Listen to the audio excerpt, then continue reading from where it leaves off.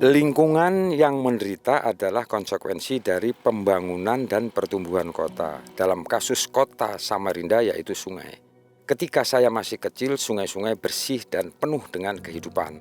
Bahkan kita bisa melihat pesut Mahakam sesekali. Tapi sekarang tidak lagi, terlalu banyak sampah dan limbah polusi. Maka dari itu saya membentuk sekolah sungai untuk mengajarkan kepada generasi selanjutnya bagaimana kita harus menjaga sungai.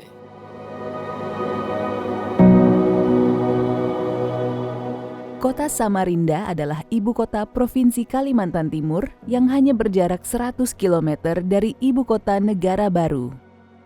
Perkembangan ini membawa perekonomian kota tumbuh ke level yang baru, yang juga akan berdampak kepada sumber daya alam kota. Kota Samarinda mengalami bencana perubahan iklim berupa banjir yang disebabkan oleh sedimentasi dan pencemaran aliran Sungai Mahakam oleh aktivitas tambang di hulu, pembuangan sampah, dan alih fungsi area resapan air di seluruh penjuru kota. Melalui proyek Climate Resilient and Inclusive Cities, Kota Samarinda bergerak mencari solusi untuk memitigasi dampak dari perubahan iklim. Di misi Samarinda itu dari visi kita mewujudkan kota Samarinda yang aman, nyaman, harmoni, lestari. Dan bagian dari mewujudkan itu adalah memastikan bahwa pembangunan infrastruktur, bidang sosial, ekonomi, semua harus berbasis ketahanan iklim. Kita memiliki produksi sampah antara 600 sampai 800 ton per hari. Dan kita harus jujur mengakui bahwa kita belum memiliki sistem pengelolaan sampah yang berkelanjutan. Salah satu dampak yang ada di sungai yang kita lihat adalah menjadi tempat pembuangan sampah, khususnya para warga yang bermukim di sekitar wilayah sungai. Kita ingin fokus pada pengurangan sampah dengan kita melakukan kerjasama terhadap pengelolaan sampah yang kemudian bisa diubah menjadi energi terbarukan. Secara geografi, Kota Samarinda itu memang sering terjadi yang namanya banjir dan tanah longsor. Lokasi yang sering terdampak dengan bencana iklim atau banjir selama ini adalah terkait dengan penanganan sampah, pengurangan sampah yang masih belum maksimal, sumber daya manusia yang masih terbatas. Dampak sampah tidak tertangani dengan baik pun akhirnya bisa mempengaruhi terhadap iklim.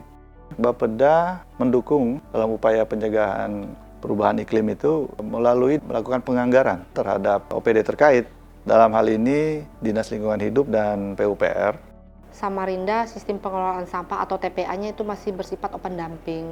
Untuk timbulan sampah di Kota Samarinda itu kurang lebih kita 600 ton sehari, namun yang masuk ke TPA itu sekitar 514 ton. Kita bisa lihat ada yang masih dibuang ke sungai, kemudian ada pembakaran atau dibuang ke tempat yang bukan semestinya tempat pembuangan sampah.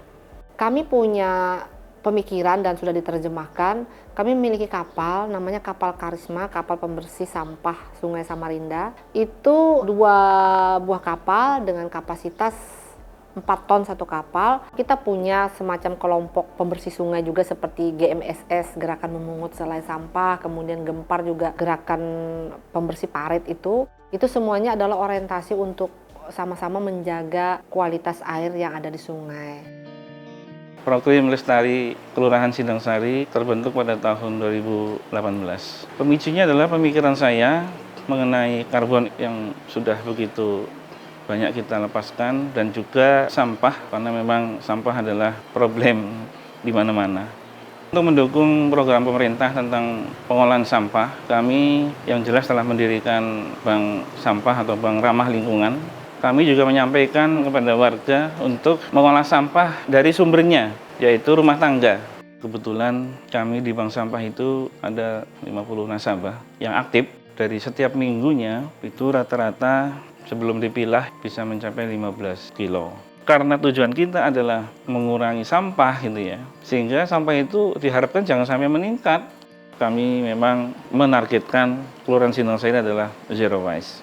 According to the results of urban analysis report, there are many problems that the city of Samarinda is facing with. For this particular case, we will be adapting existing format. There is a waste management tool developed within one of ACR Plus initiative called More Circularity, Less Carbon.